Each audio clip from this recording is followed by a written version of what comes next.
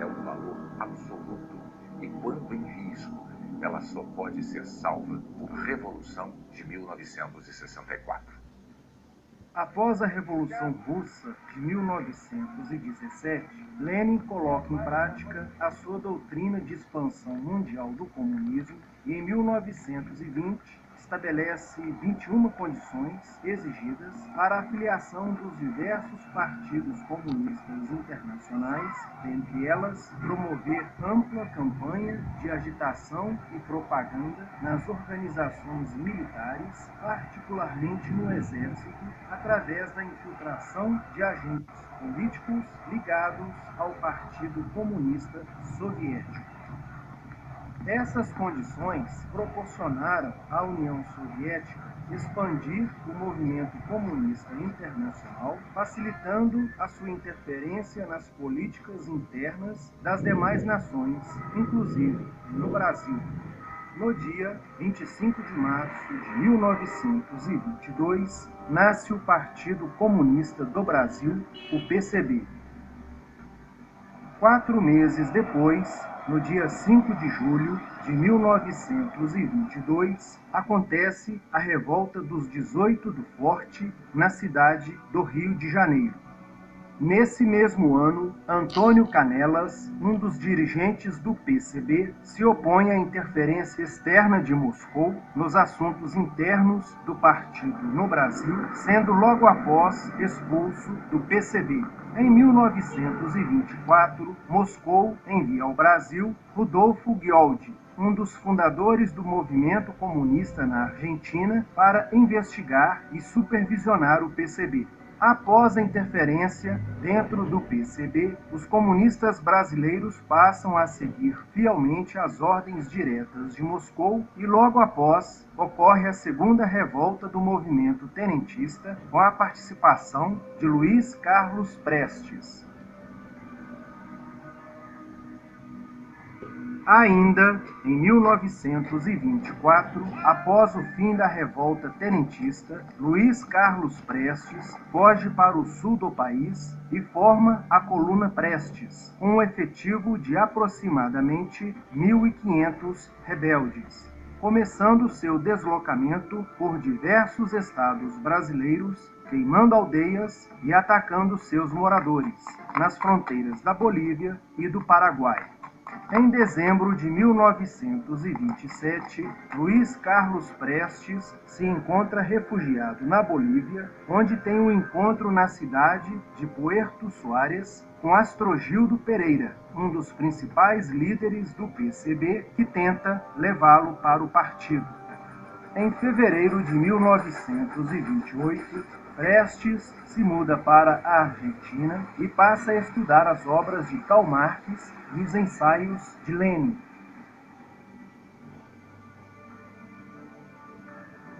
Nesse mesmo ano, durante a reunião do 6º Congresso do Comitê, Nikolai Bukharin, um dos principais pensadores do Partido Comunista Soviético, aponta o Brasil como um dos principais países da América do Sul para se iniciar a luta contra o imperialismo yankee, fato que despertou a atenção de Joseph Stalin, ditador soviético.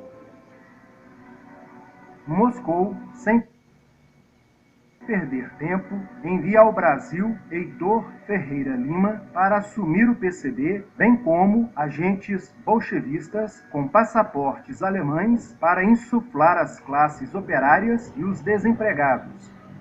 Em janeiro de 1930, Getúlio Vargas, então governador do Rio Grande do Sul, convida Prestes para uma reunião secreta na capital gaúcha e lhe entrega $20.000 para contar com seu apoio na Revolução de 1930. Em maio de 1931, Stalin envia ao Uruguai Arthur Ernst Evert, deputado do Partido Comunista Alemão, para convencer Luiz Carlos Prestes, agora refugiado em Montevidéu, a ir morar na União Soviética. Em abril de 1935, após Stalin ter enviado um carregamento clandestino de armas e munições desembarcados no litoral do Rio de Janeiro, Prestes regressa da União Soviética e entra no Brasil usando a identidade de Antônio Vilar, onde começa a preparar um levante armado para derrubar o presidente Getúlio Vargas e tomar o poder. Liderados pela Aliança Nacional Libertadora, militares inclinados ao comunismo iniciam uma rebelião no dia 23 de novembro de 1935, dentro dos quartéis, em várias partes do país, mas devido à falta de organização dos ataques e ausência do apoio popular, o exército derrota os comunistas e evita o golpe de Estado. Em seguida, Prestes é preso e perde a patente de capitão. Com o advento da Segunda Guerra Mundial e a invasão da Rússia pelos nazistas, a política exterior soviética muda e Stalin faz de tudo para ganhar a simpatia das democracias ocidentais, inclusive determinando ao PCB que redirecione a sua política e passe a apoiar o presidente Getúlio Vargas. Em outubro de 1945, o PCB retorna à legalidade, dessa vez acompanhado de uma grande estrutura jornalística capaz de influenciar boa parte da sociedade, principalmente os líderes estudantis. Logo após, Stalin determina aos partidos comunistas do mundo inteiro o retorno imediato às suas atividades de agitação das massas populares. Seguindo as ordens de Moscou, os comunistas começam a discutir no interior do partido os planos para desestabilizar o presidente Eurico Gaspar Dutra. Em 1947, o governo brasileiro cancela o registro do PCB, acusando o partido de ter se transformado em um instrumento da intervenção soviética no país. Nesse mesmo ano, o Brasil rompe as relações diplomáticas com a União Soviética. Durante toda a década de 50, Moscou, através de suas redes apoiadas pelos partidos comunistas do mundo inteiro, tenta desestabilizar as democracias ocidentais. A partir de 1952, a Tchecoslováquia, país satélite do bloco comunista, começa a enviar vários espiões ao Brasil para criar e organizar no país uma rede de inteligência denominada Residentura, que tinha por objetivo atuar dentro das polícias, no interior das forças armadas e nos centros de pesquisas, além dos partidos políticos. Nessa época, muitas universidades ocidentais passam a defender uma visão social esquerdista como sendo a grande solução dos problemas de desigualdade social dos países do terceiro mundo e passam a adotar o modelo soviético como o melhor caminho para a justiça social. Muitos intelectuais se declaram marxistas e facilitam a disseminação ideológica comunista no interior das escolas, solidificando a sua expansão dramática no final da década de 50 com a vitória da Revolução Cubana. Em 1959, Jânio Quadros, candidato a presidente do Brasil, visita Moscou, onde fica conhecendo Alexander Ivanovich, um dos melhores agentes da KGB, do qual Jânio se torna grande amigo. Em 1961, Luiz Carlos Prestes encontra-se com Nikita Khrushchev em Moscou para planejar a Revolução Agrária no Brasil. Nesse mesmo ano, a União Soviética envia Alexander Ivanovich ao Brasil para uma reunião com o presidente Jânio Quadros, que garantiu ao espião russo o reatamento das relações diplomáticas com a União Soviética. Enquanto isso, o Partido Comunista Brasileiro envia a Cuba, com o apoio financeiro de Fidel Castro, dezenas de jovens brasileiros para o treinamento político-militar, visando a preparação de quadros revolucionários para desencadear ações de guerrilha rural e urbana no Brasil. no dia 25 de agosto de 1961, enquanto João Goulart realiza uma visita diplomática à República Popular da China, Jânio Quadros renuncia ao cargo de presidente do Brasil.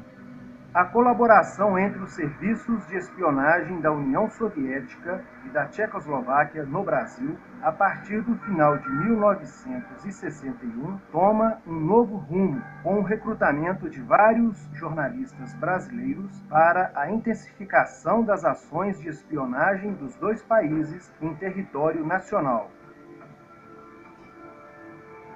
Em 1962, a Academia Militar de Pequim prepara um contingente de brasileiros para o movimento armado que seria implantado na região do Araguaia.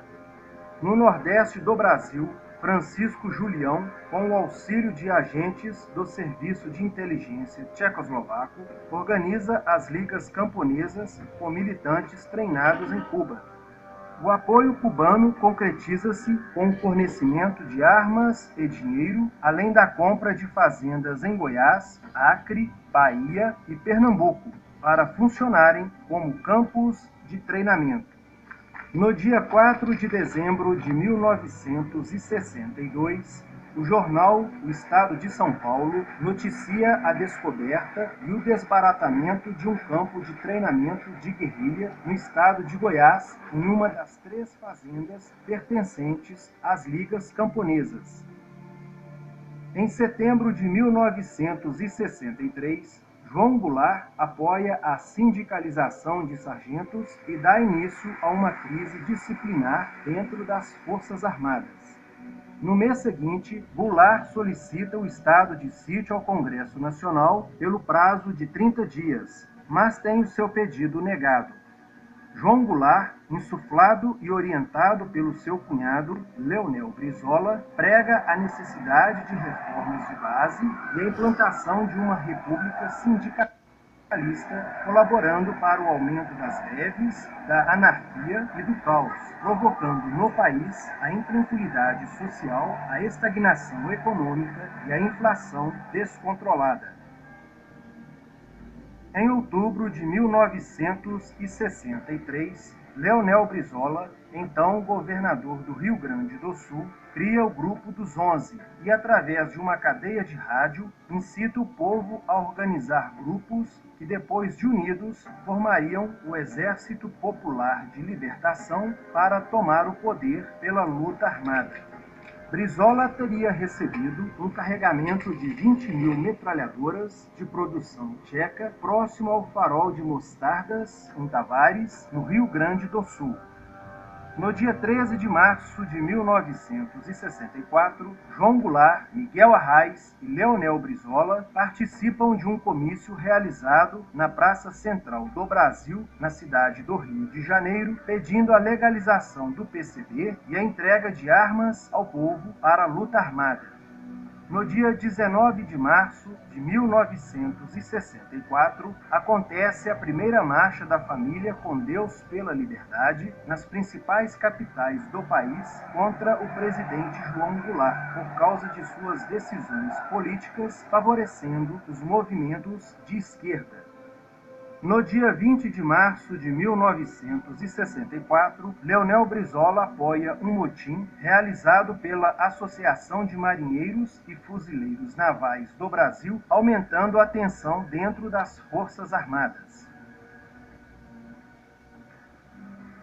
Na véspera do dia 30 de março de 1964, na sede do Automóvel Clube, João Goulart é homenageado pela Associação de Sargentos e defende mudanças na Constituição para poder concorrer às eleições presidenciais de 1965, desagradando a Carlos Lacerda, Magalhães Pinto e Juscelino Kubitschek, pré-candidatos à presidência da República. Enquanto João Goulart favorecia os movimentos de esquerda, o Departamento de Desinformação tchecoslovaco, no Brasil, falsifica uma carta e espalha no país que os Estados Unidos estariam planejando um golpe de Estado contra o presidente João Goulart.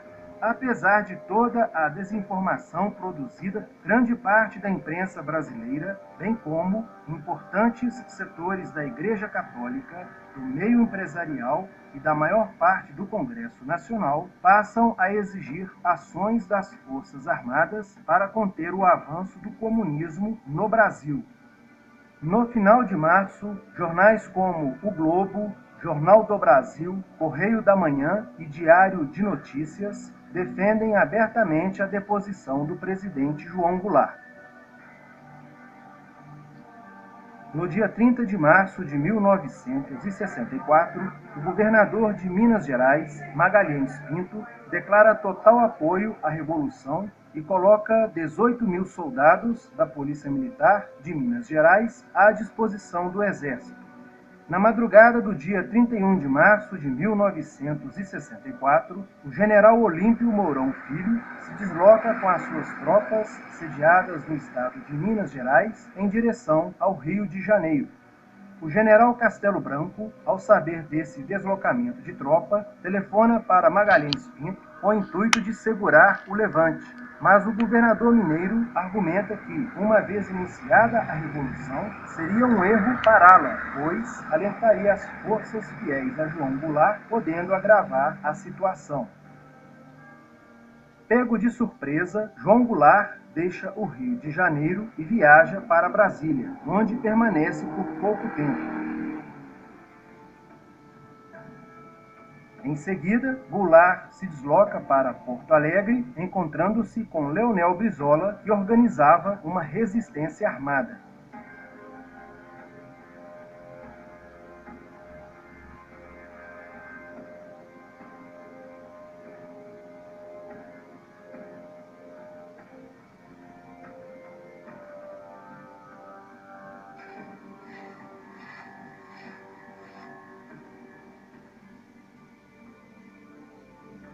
Mas João Goulart desiste de um confronto militar e parte para o Uruguai. No dia 2 de abril de 1964, o presidente da Câmara dos Deputados, Ranieri Mazzilli, assume provisoriamente o governo do país. Nesse mesmo dia, mais de 1 milhão de pessoas saem às ruas das grandes cidades do país para comemorarem a vitória do movimento revolucionário. No dia 11 de abril de 1964, o Congresso Nacional se reúne para eleger um novo presidente da República.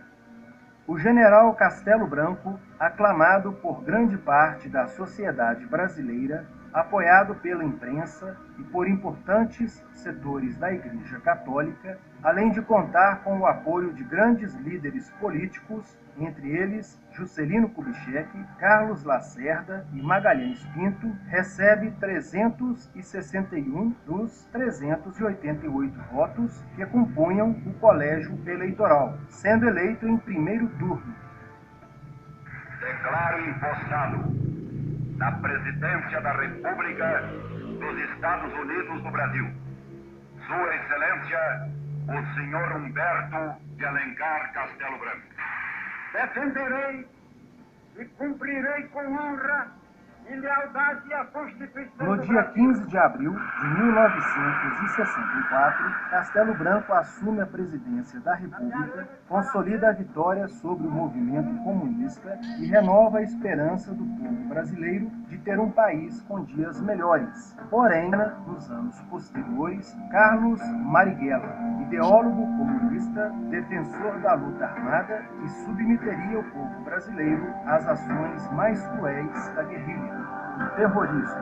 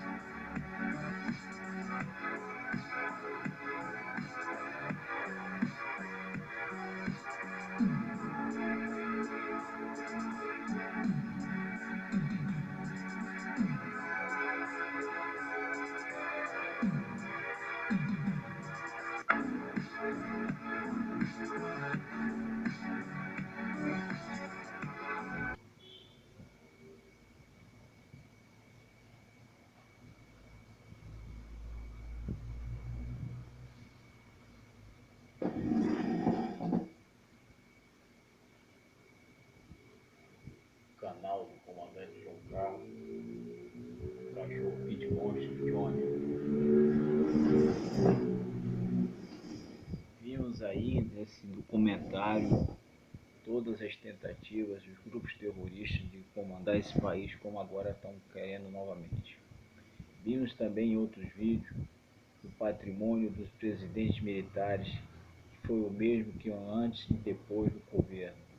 Muitos deles, a maioria, com problemas de saúde por terem se comprometido com o Brasil, se preocupado demais com os problemas brasileiros. Vimos que em 1964 havia uma estagnação econômica e uma inflação altíssima e muita ativista nas ruas, muita correria, muita instabilidade política. Vimos então que o povo pediu para que os militares assumissem esse país. E esse momento se repete nos dias atuais, que o povo ainda não pediu. Mas eu tenho certeza que esse canal vai conseguir fazer com que você se convença que nós temos que pedir novamente. Porque o que nós temos aí não nos dará nenhuma solução, uma alternativa de ter um Brasil digno de se viver, de ter a liberdade de combate à corrupção continuar. Do jeito que está aí, nós não temos mais outra saída, porque as urnas eletrônicas, o voto impresso, são manipulados e podem favorecer quem eles bem entenderem. Vimos também aí que os generais alavancaram a economia, deixaram o Brasil numa situação muito confortável, tanto em relação à economia como à saúde, à educação. Vimos também que os grupos terroristas foram derrotados, subversivos. Vimos também que naquela época havia ordem, lei e disciplina, porque foram restabelecidas pelo poder moderador do artigo 142, que estabelece que a Marinha e o Exército Aeronáutico têm sim o poder de estabelecer a lei e a ordem pautada na hierarquia e disciplina e defender a nação. Vimos também que, comparando os dias daquela época com os dias atuais, nós estamos também em uma estagnação na economia atualmente, uma inflação altíssima nós temos atualmente, só não temos a correria nas ruas, mas nós temos o povo insatisfeito, o povo sem emprego, sem comida. Por isso, apoie esse canal, o canal precisa de você para continuar lutando por esses ideais que foram também alvos em 1964. O que nós precisamos é disso aqui. Nós precisamos da ordem e progresso. Esse canal precisa também de você, como o Brasil precisa para voltar a crescer. Vamos juntos, crescer juntos. Juntos nós venceremos essa grande batalha. Conseguiremos vencer.